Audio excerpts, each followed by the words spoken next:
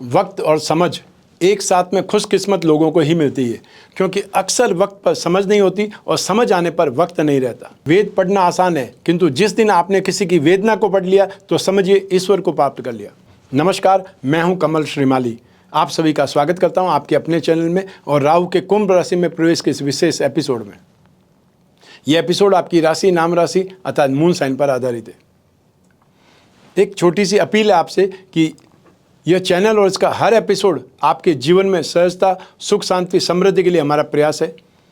आप भी हमारे चैनल को सब्सक्राइब कर, शेयर कर, कमेंट कर, लाइक कर, उत्साहवर्धन करें, हमारा सहयोग करें, हमें भी अच्छा लगेगा। वैदिक ज्योतिष में राहु को 9 ग्रहों में से एक माना जाता है, लेकिन अन्य ग्रहों की तरह राहु का कोई भौतिक अस्तित्व नहीं है। लेकिन राहु का वैदिक ज्योतिष में और धार्मिक दृष्टिकोण से बहुत महत्व है। राहु को भ्रम का ग्रह कहा जाता है। यह धुंधली दृष्टि, झूठी आशाएं और अंधविश्वास लाता है। राहु के प्रभाव में जातक ख्यालों में खोए हुए और दिन में सपने देखने वाले व्यक्ति हो सकते हैं। राहु जीवन पर बहुत गहरा प्रभाव डाल सकते हैं और व्यक्ति को जुआ, नशा, बुरी लत और अवैध गतिविधियों के साथ साथ क्रांति और नवाचार की ओर भी ले जा सकते हैं, जो कि इस बात पर निर्भर करेगा कि राहु आपकी कुंडली में किस भाव में स्थित है।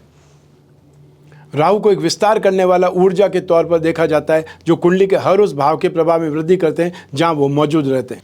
वैदिक ज्योतिष के अनुसार राहु एक प्रभावशाली ग्रह है, जो जिस ग्रह के साथ में युति करते हैं या फिर जिस ग्रह की दृष्टि मारते हैं उनके जैसा ही व्यवहार करने लगते हैं। इसके साथ ही राहु जिस भाव में मौजूद रहते हैं उस भाव के स्वामी की तरह व्यवहार करते हैं। आज की दुनिया में राहु उन्नत तकनीक का प्रतिनिधित्व करते हैं और इसे अलग और लीक से हट करके सोचने की क्षमता का कारक भी माना जाता है। राहु उदारवाद का प्रतिनिधित्व भी करते हैं। टेक्निकल सोर्स से सभी पर राहु का प्रभाव रहता है।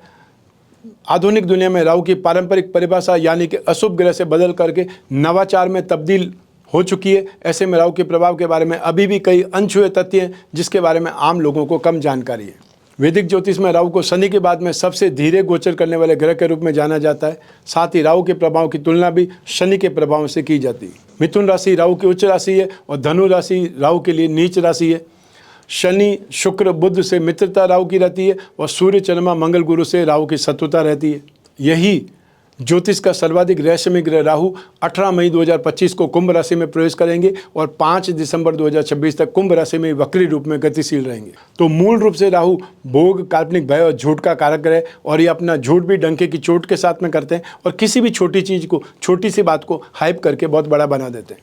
तो आइए अब जानते हैं कि कुंभ राशि के राहु का आपकी राशि अर्थात मीन राशि पर क्या प्रभाव पड़ेगा, शुभ या अशुभ। आप मीन राशि वाले जातकों के लिए गोचरवश राहु मित्र राशि नाश भाव में आ जाएंगे और कुंभ राशि में राहु सांसारिक इच्छाओं और आध्यात्मिक विकास का एक अनूठा कॉम्बिनेशन बनाते हैं। यह गोचर आपकी पर्सनल लाइफ पर अर्थात व्यक्तिगत परिवर्तन करवा सकते हैं। रिश्तों और साझेदारी के क्षेत्र में कुछ चुनौतियों का सामना भी आपसे करवा सकते हैं। तो खुले तौर पर संवाद करना और संघर्षों से बचना महत्वपूर्ण रहेगा। धर्म कर्म के कामों में आप बहुत ज़्यादा बढ़ चढ़ के हिस्सा लेंगे, लेकिन ऊपरी मन से ही काम करेंगे। राहु के इस गोचर में आपको कोई बड़ी उपलब्धि मिल सकती है। यह समय विदेश यात्रा या जो आपके गुप्त शत्रु हैं और अचानक होने वाली घटनाओं से भरा हो सकता है। आपकी राशि से द्वादश भाव में राहु का गोचर शुभ फल नहीं देता है। प्रतिकूल परिस्थितियों का सामना आपको करना पड़ेगा। इस समय में धोखेबाजी, व्यर्थ के खर्च, संबंधियों से जो झगड़ा है वो हो सकता है। राहु के इस गोचर के प्रभाव से आप अपने शत्रुओं पर हावी होने का प्रयास करेंगे और साथ ही कर्ज चुकाने वाली स्थिति भी बनेगी। राहु के इस गोचर अवधि में यात्राएं बहुत होंगी। विदेश यात्रा के भी योग बनेंगे। नए नए लोगों से या नए इंट्रोडक्शन से आप लाभ होना संभव है। अच्छे और बड़े काम आपके हाथों से हो सकते हैं। जो बिजनेसमैन है उनका बिजनेस ठीक चलेगा। जो जॉब वाले हैं उन लोगों को जॉब में तरक्की मिलेगी, नेम फेम मिलेगा, कीर्ति मिलेगी। लेकिन जीवन साथी को शारीरिक कष्ट भी हो सकता है, इसके ऊपर भी आपको ध्यान रखना पड़ेगा। आइए अब बात करते हैं आपके स्वास्थ्य की।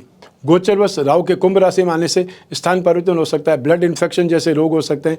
पेट, लीवर और साथ ही साथ ब्लड प्रेशर, स्किन से जुड़ी समस्याओं से सतर्क रहना पड़ेगा। शत्रुओं से, विरोधियों से खतरा रहेगा। फाइनेंशियल लॉस या पांव की हड्डी टूटना जैसे कार्य या हर कार्य में ऑब्स्टिकल्स मिलने जैसे दुष्परिणाम आपको भोगने पड़ सकते हैं। ये परिणाम आपको मिल सकते हैं। आइए अब बात करें आपके आर्थिक पक्ष की, व्यावसायिक पक्ष की। राहु के प्रभाव से संपत्ति का सुख भोगने में परेशानी, प्रेम संबंधों में बदनामी या असफलता मिल सकती है। व्यर्थ ही खर्चे करने पड़ेंगे। जो लोग विदेशी व्यापार, इंपोर्ट एक्सपोर्ट या जो एमएनसी में काम करते हैं, मल्टीनेशनल कंपनीज में काम कर रहे हैं, उन्हें नए अवसर मिल सकते हैं, नई अपॉर्चुनिटी उनको मिल सकती है। आपके पुराने इन्वेस्टमेंट से अचानक आपको लाभ मिल सकता है। और जो लोग फ्रीलांसिंग या ऑनलाइन बिजनेस या ऑनलाइन ट्रेडिंग करते हैं उनके लिए समय फिर भी अच्छा साबित होने वाला है। लेकिन राहु के इस गोचर में आप अपना समय और एनर्जी बहुत बार वेस्ट भी कर सकते हैं, फालतू की चिंता करेंगे और कोई भी व्यक्ति के अधीन रहना आप पड़ सकता है। मेहनत बहुत करनी पड़ेगी, संघर्षों से ही आपको उन्नति प्रगति मिल सकती है। आइए अब बात करते हैं राहु के दृष्टि फल की। हर ग्रह की अपने से 7वें भाव पर दृष्टि होती है, लेकिन राहु को 2 विशेष दृष्टियाँ प्राप्त है, 5वीं और 9वीं। तो ऐसी स्थिति में राहु की 5वीं दृष्टि, 7वीं दृष्टि, 9वीं दृष्टि का आपको क्या इम्पैक्ट पड़ने वाला है, ये मैं विस्तार से बतला रहा हूँ। राहु के 12वें भाव में प्रवेश होने से सुख भाव पर मित्र मिथुन राशि पर दृष्टि होगी, रोग भाव सिंह राशि पर शत्रु दृष्टि होगी और अष्टम मारक भाव पर तुला राशि पर मित्र दृष्टि होगी। इसका इम्पैक्ट आप जान लीजिए। राहु की 5म दृष्टि सुख भाव मित्र मिथुन राशि पर होगी, जिससे जमीन जायदाद, माता का सुख और वाहन सुख का विश्लेषण किया जाता है।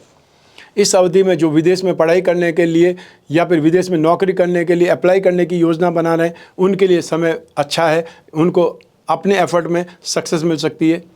वाहन और संपत्ति से जुड़े नए अवसर आपके सामने आ सकते हैं। घर परिवार और माताजी के स्वास्थ्य पर नकारात्मक प्रभाव पड़ सकता है। इस दौरान आपको अपने सपनों को पूरा करने के लिए बहुत सारे मौके भी मिल सकते हैं, संघर्ष आपको करना ही पड़ेगा। आइए अब बात करते हैं राहु की 7म दृष्टि की। राहु की 7म दृष्टि रोग भाव पर शत्रु सिंह राशि पर होगी, जिससे कर्ज, रोग, वाद विवाद का विश्लेषण किया जाता है। इस गोचर काल के दौरान आपके खर्चों में भारी वृद्धि हो सकती है और इस बीच आपको कोई लॉस भी सहन करना पड़ सकता है। राहु की इस गोचर अवधि में आप गैर जरूरी और व्यर्थ के खर्चे कर सकते हैं। इस समय में आपको मेडिकल एक्सपेंसेस ज़्यादा करने पड़ेंगे, साथ ही कानूनी विवादों का सामना करना पड़ सकता है। आपके गुप्त शत्रु या षड्यंत्रों से नुकसान झेलना पड़ सकता है। आइए अब बात करते हैं राहु की 9वीं दृष्टि की। राहु की 9th दृष्टि अष्टम मारक भाव पर मित्र तुला राशि पर होगी, जिससे आयु, पूर्वाभास और गूढ़ विद्या का विश्लेषण किया जाता है। राहु के इस गोचर काल के दौरान जो विवाहित हैं उनके बीच में घनिष्ठता और आत्महत्या बढ़ने की संभावना है। साथ ही इस दौरान आपके किसी लंबी यात्रा पर जाने की प्रबल संभावनाएं बनेगी। सट्टे या इन्वेस्टमेंट से सावधानी बरतना जरूरी होगा। आध्यात्मिक कार्यों में आपका इंटरेस्ट बढ़ सकता है, पर सिर्फ ऊपरी मन से, बाहरी रूप से ही आप उसमें भाग लेंगे। आइए अब बात करते हैं राहु दोष निवारण के उपायों के बारे में। आपको शनिवार के दिन किसी मंदिर में जाकर के झंडा लगाना चाहिए। आपको शनिवार और रविवार को जब भी समय मिले भैरवनाथ जी के दर्शन करने चाहिए। आपको हनुमान जी की मूर्ति के समक्ष चमेली के तेल का दीपक जला करके बजरंग बाण का पाठ करना है, नित्य प्रतिदिन करना है। समय आप निर्धारित कर लें, जब आपको सुबह समय मिलता है सुबह करें, शाम को समय मिलता है शाम को करें। स्ट्रीट डॉग्स अर्थात जो कुत्ते हैं उनको दूध रोटी खिलाने से राहु के दुष्परिणामों से राहत मिलती है। कोई पवित्र नदी या तीर्थ स्थान में जाकर के स्नान करने से जो कामना पूर्ति है उसमें सफलता मिलती है। आपको बुधवार या शनिवार के दिन साबुत काली उड़द का दान जरूर करना चाहिए। हर शनिवार को 1 जटा वाला नारियल, मॉर्निंग में राहु काल जब होता है 9 से 10:30 के बीच में समय काल ये होता है, अपने खुद के ऊपर से 11 बार घुमा करके, क्लॉकवाइज 11 बार घुमा करके उसे जल में विसर्जित कर देना है या शनि मंदिर में चढ़ा देना है। राम रक्षा कवच धारण करें या काल भैरव कवच धारण करें। जो सामर्थ्यवान है वो इन दोनों का एक साथ में कंबाइंड बना करके कवच धारण कर सकते हैं। राहु का एकाक्षरी बीज मंत्र ओम राम रावे नमः, इस मंत्र का आपको जाप करना चाहिए सामर्थ्य अनुसार जब भी समय मिले।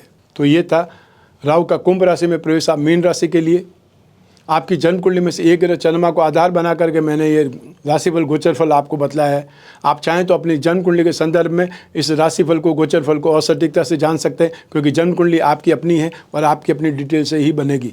जो दशा अंतर्दशा चल रही है या राहु की जो आपकी कुंडली में स्थिति है, योग दुर्योग है, राजयोग है, उसका इम्पैक्ट सब कुछ इस राशिफल, इस गोचरफल को मिनिमाइज कर सकता है या बढ़ा सकता है। लेकिन जब जीवन में समस्याएं ज़्यादा हो, भविष्य में झांकना हो, कोई बहुत बड़ा डिसीजन लेना हो, तो फिर अपनी जन्म कुंडली का विश्लेषण कराना चाहिए, समय समय पर करवाना चाहिए। 1 वर्ष में 1 बार कराने का आप नियम बना लीजिए, ताकि आने वाला समय यदि अच्छा है तो आप और ज़्यादा कमाई कर सकते हैं और ज़्यादा सफल हो सकते हैं, और आने वाला समय यदि नेगेटिव है तो आप उससे बचने के उपाय कर सकते हैं, एफर्ट कर सकते हैं। जितना नुकसान बच जाएगा वो भी आपका फ़ायदा ही है। तो अपनी जन्म कुंडली दिखाने से, विश्लेषण कराने से नुकसान तो होने वाला नहीं है, फ़ायदा ही हो सकता है।